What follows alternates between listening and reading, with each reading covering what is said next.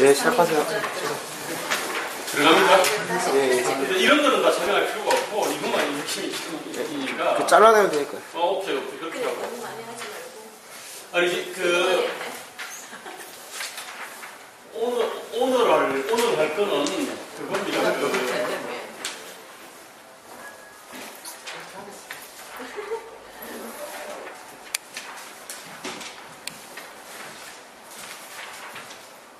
그러니까 오늘은 교육 관련해가지고 교육 비전 콘서트 겸 그다음에 대선 정책 아카데미 이 두 가지 형식을 결합시킨 거거든요. 그러니까 대선 정책 아카데미 그러니까 대선 정책 비교 검토 그러니까 대선 정책 비평하고요. 그 비평을 통해 가지고 이제 할 내용들을 갖다가 앞부분에서 모두에서 지각 집중해가지고 한 10분 내외로 해가지고 이 유튜브에 유통시킬 동영상을 갖다가 이제 찍는 거예요.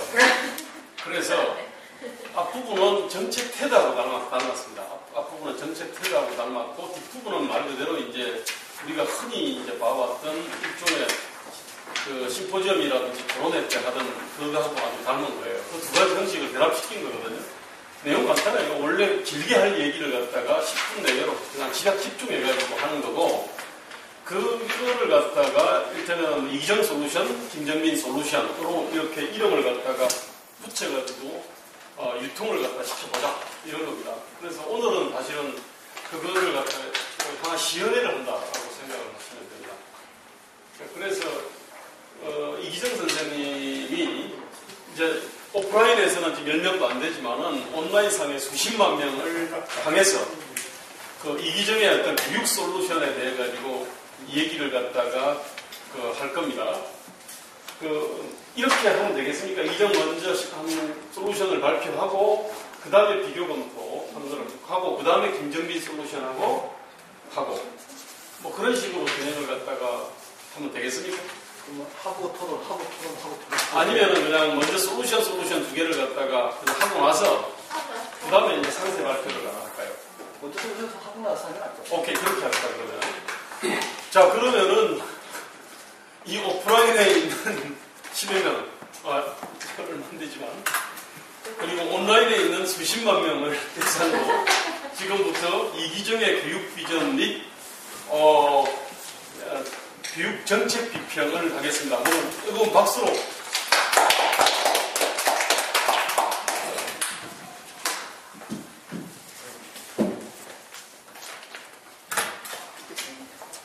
뭐라고 인사해요 지금? 안녕하십니까? 안녕하십니까? 안녕하세요, 이기정입니다. 연습이니까 편하게 하겠습니다.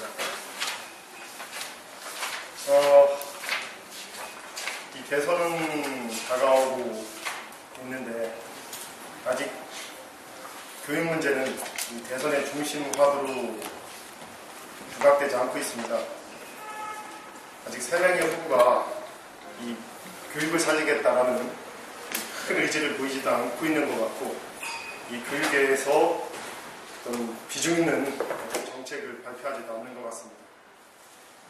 자, 대한민국 교육 스트레스입니다. 온 국민이 대한민국 교육으로 인하여 스트레스를 받고 있죠.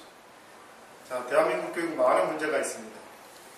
근데 여기까지는 모든 사람이 동의를 하는데 이제 해법이 뭐냐로 들어가면 사람마다 다 다르죠. 막막합니다. 이 추상적 차원에서 대한민국 교육이 뭐다라고 말할 때는 수많은 얘기가 나올 수 있는데, 이 해법을 얘기할 때는 이 구체적인, 그러면서도 뭔가 핵심을 짚는, 그러면서도 교육을 크게 바꿀 수 있는 그런 해법을 내놓는 사람은 적은 것 같습니다. 외람되지만 제가 오늘 한번 그 해법을 내놔보겠습니다. 입시교육이 문제라고 합니다.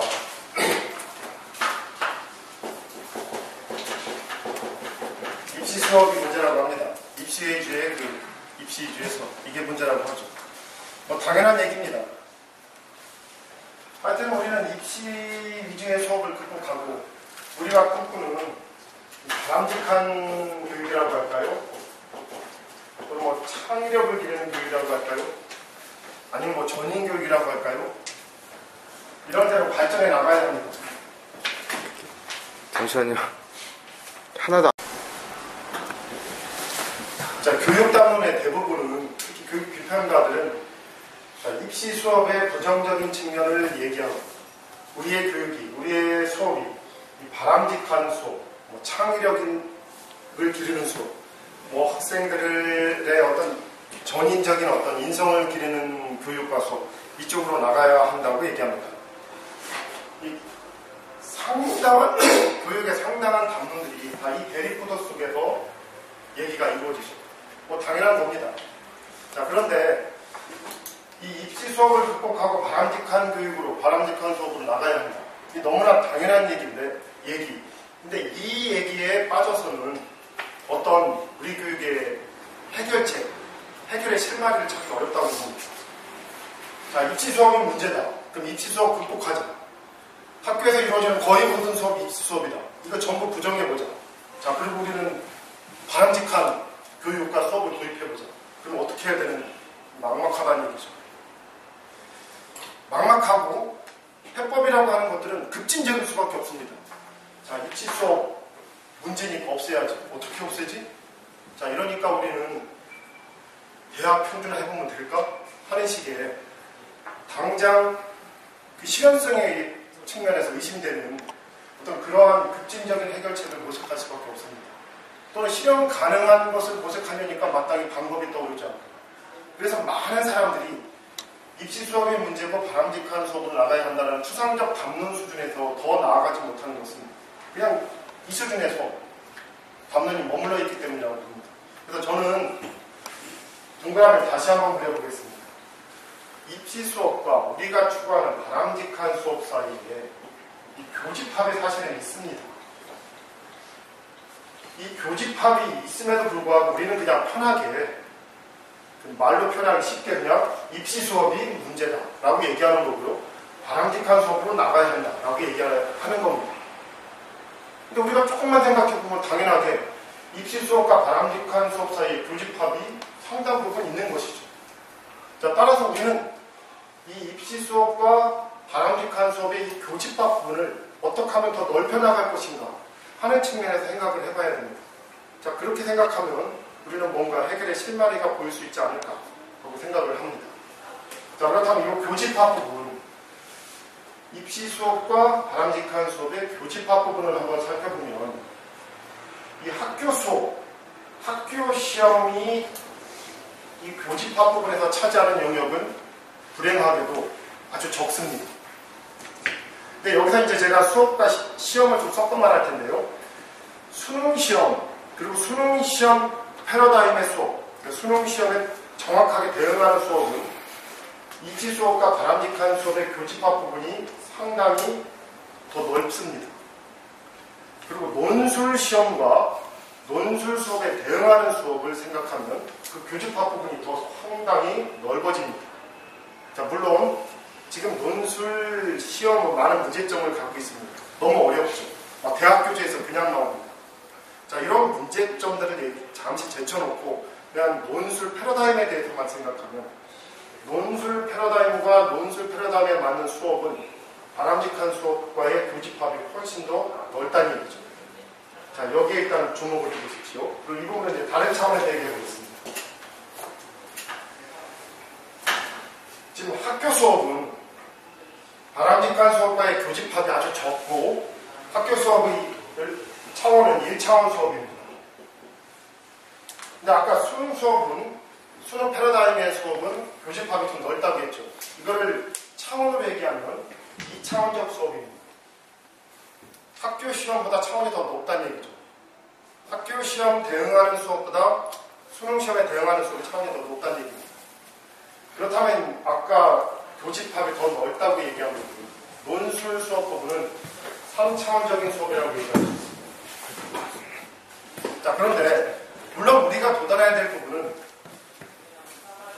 논술도 넘어서는 4차원적 수업이죠. 자, 우리가 입시 수업을 넘어서서 논술 차원까지도 넘어서서 4차원적인 수업까지 우리 학교 수업이 발전한다면 이건 대단히 좋은 거고, 우리는 또 그 지향점을 향해서 가야 되지만 우리가 현실적으로 당장 4차원으로 점프할 수는 없습니다. 따라서 우리는 이 교집합을 넓혀가면서 학교 수업의 차원을 수능시험, 논술시험 차원으로 넓히는 것, 이것이 필요하다는 얘기죠. 자, 제가 학교 수업을 1차원적 수업이라고 얘기했습니다. 지금 학교 수업은 1980년대의 학력고사, 그 학력고사 때의 시험에서 크게 발전하지 못했습니다.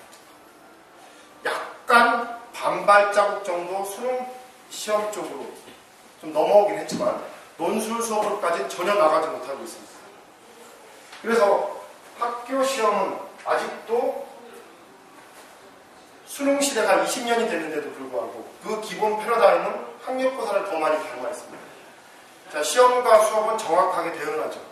그래서 학교 수업은 수능 시험이 생긴 20년이 됐는데 논술 시험이 생긴 지 20년이 됐는데 아직도 학력고사 패러다임의 수업을 하고 있습니다. 자, 여기서 학교 교육의 문제점 두 가지가 도출됩니다. 첫째는 이제 우리가 잘 알고 있는 교실 붕괴 현상입니다. 학교 붕괴 현상이죠. 안철수의 생각에 나온 그 용어를 동원하면 공교육이 완전히 그냥 죽어버린 현상이죠. 자, 그러니까 학교 수업은 1980년대 학력고사 패러다임의 수업에서 벗어나지 못하고 있는데 이거 자체도 1차원적 수업 자체도 사실은 제대로 못해가지고 수많은 아이들이 교실에서 떠들고 엎어져 자죠. 그러니까 어떠한 수업조차도 제대로 이루어지지 않는 것 하나가 문제인 것이고, 더 큰 문제는 학교 수업이 제대로 이루어질 때조차도 자, 아이들은 열심히 선생님을 쳐다보고 있고 선생님은 열심히 아이들을 향해서 수업을 할 때조차도 그 수업이 1차원적 수업에 불과해서 수능 시험에는 조금밖에 도움이 안 되고 논술 시험에는 거의 도움이 안 돼가지고 학교 수업이 잘 이루어질 때조차도 아이들은 학원에 가서 사교육에 의존할 수밖에 없는 면이 존재한다는 얘기입니다. 그러니까 두 가지 과제가 있는 겁니다. 일단 무너진 교실을 세워야 되죠. 어떻건 교실에서 즐겁고 한편으로는 엄숙한 수업이 이루어져야 되는 겁니다. 자, 교실을 세워야 되는 것, 학교를 세워야 되는 과제가 하나 있지만 교실만 세우고 학교만 세워가지고는 여전히 부족하다는 얘기입니다. 여전히 아이들은 학교 수업이 아무리 잘 돼도 수능 시험에 조금밖에 도움이 안 되네, 논술 시험에 전혀 도움이 안 되네, 사교육 학원 가야지 하고 생각할 수밖에 없다는 얘기입니다. 자, 그렇다면 우리는 두 가지 과제, 무너진 교실을 세워야 하는 것, 그리고 무너진 학교를 세워야 되는 것, 그리고 학교 수업의 차원을 2차원, 3차원으로 높이는 것. 우리의 목표는 4차원까지 높이는 게 목표지만 거기까지 도달하면 더욱 좋지만 현실적으로 2차원, 3차원까지 학교 수업의 차원을 높이는 것, 이것이 필요하다는 얘기입니다. 이것이 이루어져야 사교육 문제의 절반이 해결됩니다. 대학의 그 서열이 완화되면 물론 입시 경쟁은 줄죠. 하지만 학교 수업은 여전히 1차원적 수업에 머물러 있을 겁니다. 안철수 후보의 말대로 사회적 인센티브가 문제가 해결되면, 양극화가 줄면 경쟁은 좀 줄겠죠. 그래도 1차원적 학교 수업이 저절로 2차원, 3차원으로 발전하는 것 아닙니다. 자, 따라서 사회 문제, 심한 양극화, 그리고 심각한 대학 서열에서 나오는 사교육 문제는 서열의 완화를 해결할 수 있어도 학교 교육의 무능력함, 즉 학교 교육이 무너졌다, 열심히 해봤자 1차원 수업이다, 여기서 비롯되는 사교육 의존 현상은 해결이 안 된다는 얘기죠. 따라서 우리는 학교 수업의 차원을 높여야지 사교육 문제의 절반이 해결될 수 있다. 그리고 학교 수업의 차원을 높이는 것이 바로 바람직한, 우리가 바람직하다고 생각하는 교육으로 나아가는 지름길이다, 단계다 라고 생각을 하는 겁니다. 자, 그런데 학교 수업에 이렇게 차원을 높여야 되는 것을 가로막는 제약, 학교를 살리고 교실을 살리고 학교를 살리는 것을 가로막는 제약, 그 중요한 제약이 두 개가 있는데, 이것은 뭔가 대통령의 힘이 실리지 않으면, 중앙정부의 힘이 실리지 않으면 해결하기 힘든 거라는 얘기입니다. 우리가 흔히 자치를 얘기합니다. 분권을 얘기하죠. 교육감한테 교육에 관한 권력을 대폭 넘기는 게 맞습니다. 교육감은 학교에 또 권한을 대폭 넘기는 게 맞아요. 그런데 이 중요한 몇 가지 문제를 해결하지 않고 권력을 그냥 넘겨버리면 이 교육감의 권력, 권한과 힘으로 물론 교과부의 권한을 넘겨받았다 할지라도 해결할 수 없는 것인데요. 또 학교 차원에서도 해결할 수 없는 것인데요.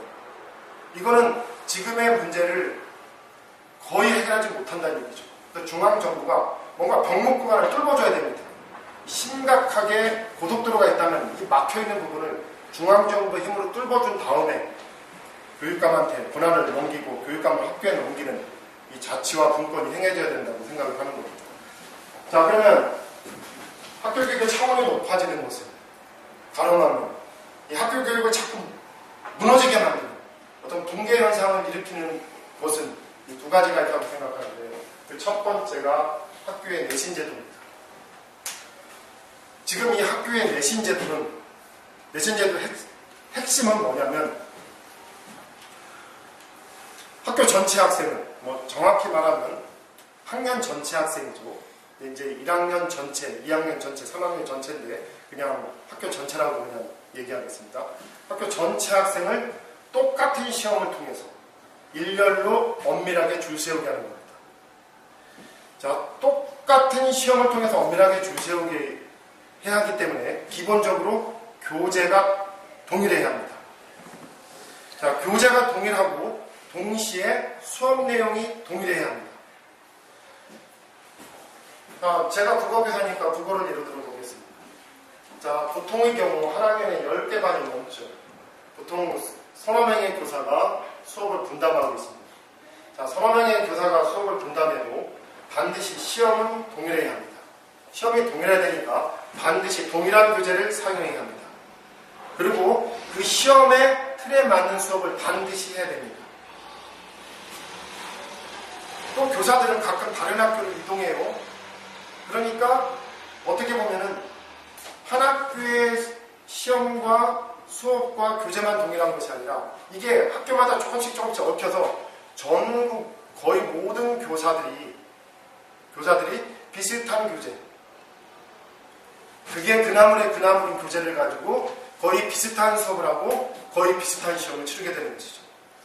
자, 이 상황에서는 어떤 교사가 지금은 수능 시대야, 지금은 논술 시대야, 지금은 창의력이 필요한 시대야 하면서 차원 높은 수업을 하는 것이 불가능합니다.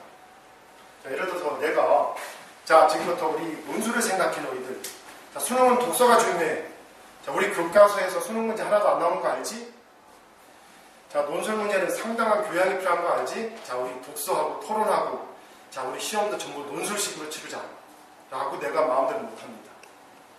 자, 물론 시험은 다른 교사가 동의해주지 않아서 못합니다.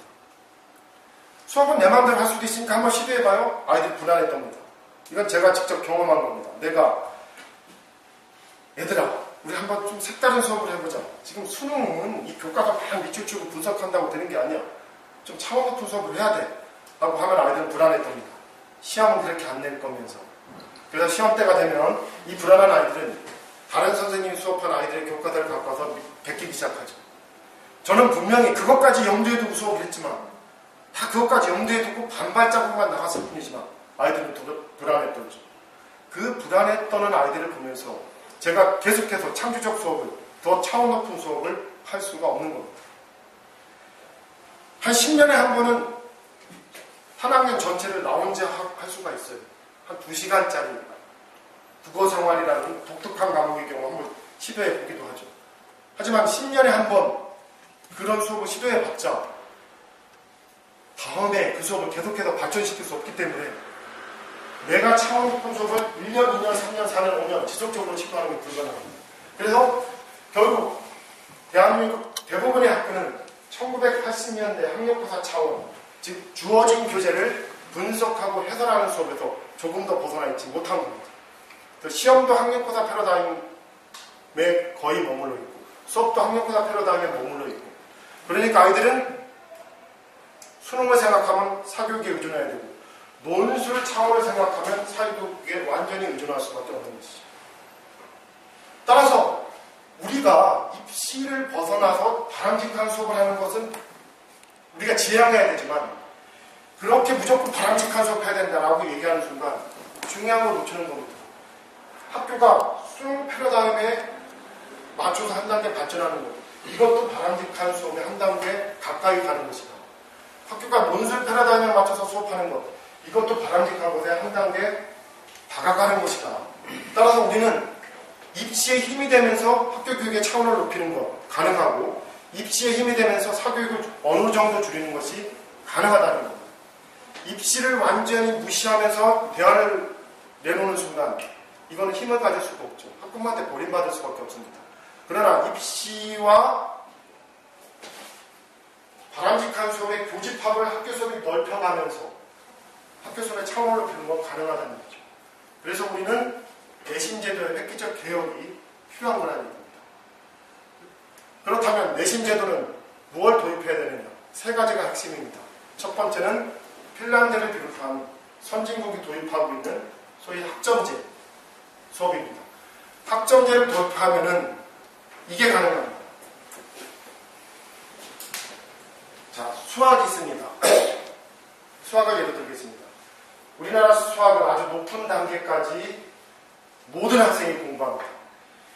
이 고3 정도 되면은 3분의 2 이상이 그 수업을 조금도 이해하지 못해서 수업 시간에 다 엎어져 자거나 떠듭니다. 시험 시간에 그냥 쭉 찍어놓고 엎어져 자죠. 이 수업에서는 저 대치동의 스타 강사와도 수업 안 되는 겁니다. 3분의 2가 못 알아서 엎어져 자는데 그 아이를 자기가 아무리 쉽게 수업해도 중학교 단계, 고등학교 1학년 단계에서 멈춰져 있는 아이를 이해시키는 방법은 없다는 얘기죠. 그런데 한 반의 절반 정도는 이 수학을 높은 단계까지 공부하지 않아도 대학에 갈 수 있거든요. 전문대 가는 아이들은 국영수 중에 한 과목만 공부해도 전문대 갑니다. 전문대 입시에서 2과목밖에 요구하지 않거든요. 4년제 대학 중에서도 또 상당수도 인문계의 경우는 수학 없어도 갈 수 있어요. 결국 현재의 입시를 좀 더 개선하면은 더 아이들의 선택권이 넓어질 수 있는데 지금의 입시 상황에서도 아이들에게 선택권이 어느 정도 있는데 학교 수업은 그 입시보다도 더 획일적으로 모든 아이들에게 이걸 강요한다는 거죠. 자, 그렇다면 우리가 아이들에게 학점제 수업을 한다면 어떤 아이들은 높은 단계의 수업을 학교에서 받을 수 있습니다. 3분의 2가 엎어져 자는 교실이 아닌 높은 단계 수업을 원하는 그 아이들만 보인 장소에서 어떤 아이들은 높은 단계까지 수업을 받을 수 있어요. 사교육에 의존하지 않고 학교에서 꽤 높은 질 좋은 수업을 받을 수 있다는 거죠. 어떤 아이들은 낮은 단계 수업, 내가 이해할 수 있는 수업을 학교에서 받을 수 있어요. 내가 낮은 단계인데 학교에서 높은 단계 가르치면 돈이 없습니다. 내가 한번 수학에서 도전해봐야지 하는 순간 사교육에 의존할 수밖에 없죠. 그 도전은 학교에서 이루어질 수 있어요. 그리고 어떤 아이들은 나 전문대 갈 거야 하는 순간 고등학교쯤에서는 나 수학 버리고 나 그 시간에 사회 도만이 할 거야. 체육 도만이 할 거야. 이것이 현재의 입시 수준에도 이루어질 수 있다는 얘기입니다. 그런 의미에서 학점제가 도입돼야 되는 것이죠. 또 하나 수평적 다양성인데요. 우리나라에 선택제가 있긴 있습니다. 사회 과목 내에서 인문계의 경우는 좀 선택이 가능합니다.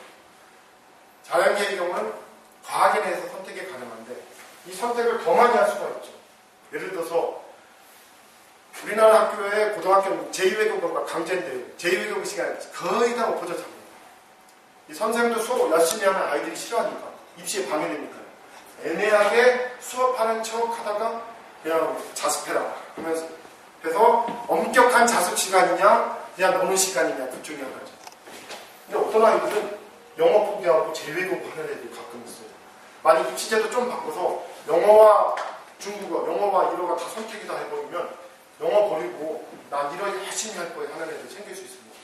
그런 의미에서 선택폭을 넓혀주기 위해서는 학점제가 필요하다는 얘기고요. 자, 또 하나는 소위 수업별 평가, 교사별 평가입니다.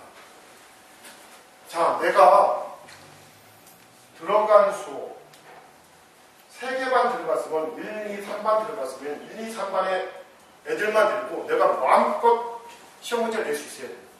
그러면 내가 국어 수업을 할 때 아이들에게 독후감 쓰면서 시험을 낼 수 있고 논술 시험 낼 수 있습니다.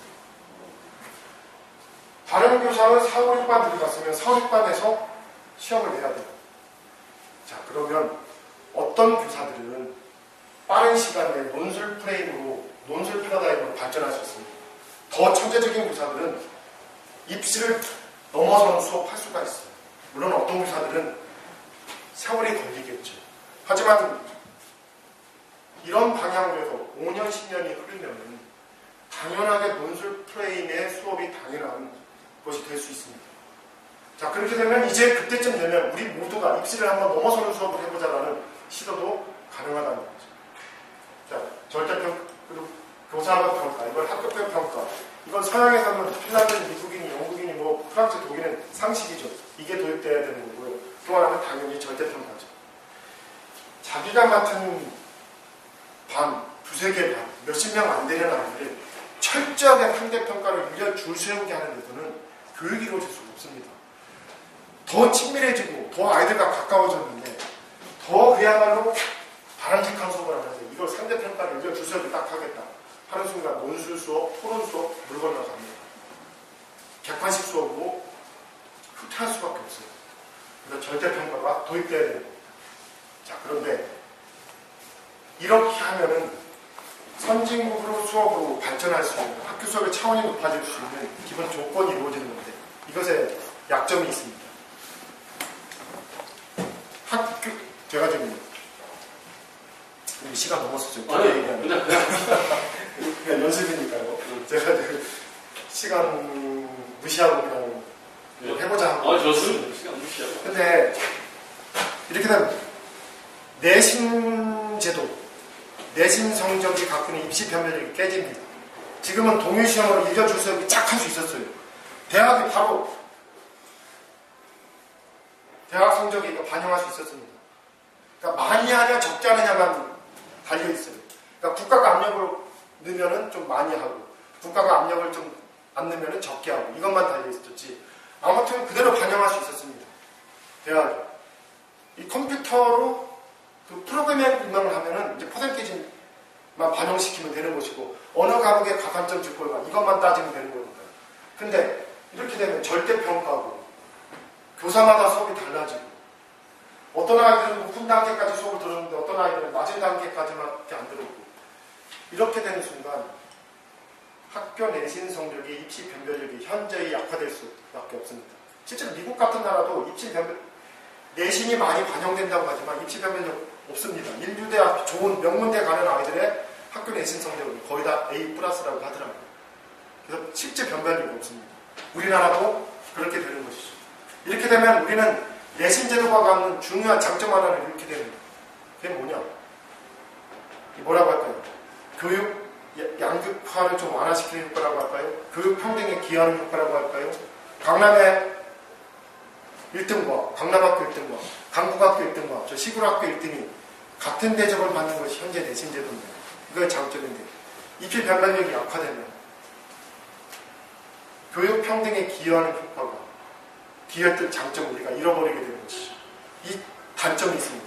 근데 저는 그럼에도 불구하고 결단을 내려야 된다고 보는데 이거 도입해야 된다고 보는데 그게 뭐냐면 학교 수업을 철저히 망가뜨리는 가장 큰 원인 중에 하나가 내신 제도인데 학교 수업이 망가지면은 당연히 사교육이 갖고 있는 영향력이 더 커질 수밖에 없는 것이고 그렇게 하면 또 부자가 유리한 것이 유리해지게 되는 겁니다.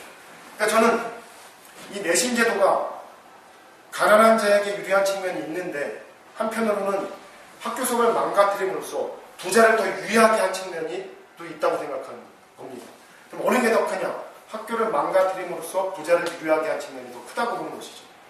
그래서 저는 현재의 내신 제도가 갖고 있는 교육 평등에 기여하는 것이 3이라면 교육 평등을 깨뜨리는 면이 10이라고 보기 때문에 저는 7의 이익을 보기 위해서 이 내신 제도를 현재의 내신 제도를 폐지하고 선진국형 새로운 내신 제도를 도입해야 한다.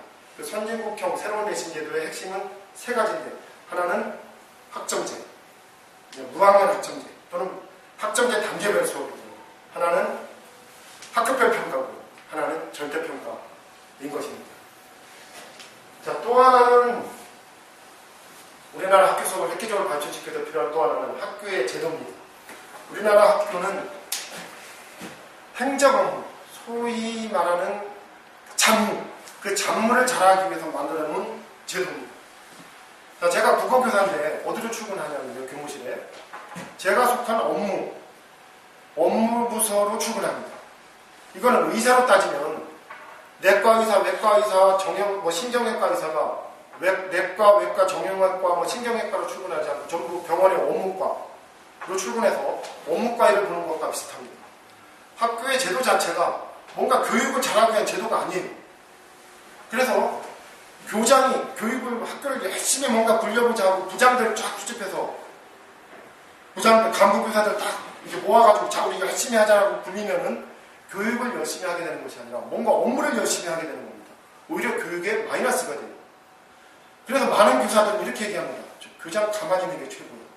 저 교육청도 가만히 있는 게 최고예요. 아무것도 안 하고 있으면 차라리 업무를 쓸데없이 늘리지 않아서 차라리 교육에 좀 더 집중할 수 있는 것이 지금 학교라는 얘기죠.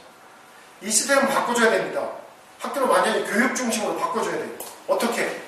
중고등학교의 경우는 국어교사가 국어과에 가서 근무하고, 수학교사는 수학과에 가서 근무하고, 영어교사는 영어과에 가서 근무하게 해야 된다는 얘기입니다. 그래서 학교의 일상생활이 교육 중심으로 굴러가게 해줘야 된다는 얘기죠. 지금의 제도는 교사들이 잡무에 시간을 뺏긴다가 아닙니다. 학교에서 제일 중요한 일이 잡무라는 얘기입니다. 잡무를 열심히 해야지 자존심이 삽니다. 존재감을 느껴요. 수업 열심히 하고 교육 열심히 하는데 뭔가 잡무를 소홀히 하거나 하면은 존재감 못 느낍니다. 시간의 문제가 아니라 교사의 자존심이 어디서 사느냐. 잡무에서 살고 있다는 얘기입니다. 의사의 자존심이 환자 치료에서 사는 것이 아니라 의사의 자존심이 원문과에서 살고 있다는 얘기입니다. 그리고 학교의 기본 조직 체계가 잡무 중심으로 되어 있어서 교장이 뭔가 열심히 교사들을 굴려버리면 잡무가 넣어서 오히려 교육에 해가 된다는 얘기입니다. 그래서 무능할수록 교육에 도움이 되는 이런 역설이 발생한다는 얘기입니다. 근데 교장이 무능하고 게으르고 가만히 있어가지고 간부교사들이 가만히 있어야지 교육이 잘 된다는 것은 교육이 한 단계 업그레이드 될 수 없다는 얘기거든요. 교육을 한 단계 차원을 높이려면 에너지가 필요한 건데 교장과 교사들이 노력해야 되는 건데 노력하면 행정 업무가 늘어버립니다. 학교의 조직 체계를 바꿔야 된다는 겁니다. 그 조직 체계를 바꾸려면 이제 우리가 흔히 알고 있는 교사의 업무를 없애줘야 된다는 거죠. 교사의 업무를 없애준다는 얘기는 단순히 교사에게 시간을 주기 위해서가 아니라 학교의 조직 체계를 바꾸기 위해서고 교사의 자존감이 교육 수업에서 느낄 수 있도록 만들어주기 위해서라는 겁니다.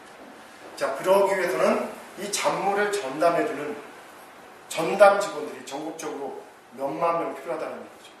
근데 이 몇만 명을 새로 일자리를 만들려면 정부 예산이 1조 수천억 원이 필요한데 국민의 감정이 저 방학도 있고 시간도 많은 교사들이 업무를 왜 또 줄여주고 학원과의 경쟁에서 형편없이 밀린 저 교사들 뭐가 이뻐서 업무를 더 줄여줘 이렇게 생각하니까 교사들이 받고 있는 성과급 그 성과급의 총액은 1조 3천억 원 정도 되는데 교사들이 이 성과급 전부 던지라는 얘기입니다. 업무를 전부 내려놓으면 교사에게도 이익이니까 이 성과급을 희생해서 이 돈으로 4만 내지 5만 명의 업무 전담 직원을 고용한다면 국민들도 교사들한테 박수를 쳐줄 거라는 거죠. 이래서 교사들의 모든 업무를 가져가는 데 그치는 게 아니라 가져가고 대신 교사들은 교육에만 집중하고 학교의 조직 체계를 교육 중심으로 바꾸고 학교의 시스템을 교육 중심으로 바꾸고 그래서 학교의 모든 체제를 교육 중심으로 바꿀 때 뭔가 교장도 이제 열심히 하고 교사들도 열심히 할 때 학교의 차원을 수업의 차원을 높일 수 있다는 얘기입니다. 수능 차원, 논술 차원 그리고 논술도 넘어선 보다 바람직한 차원.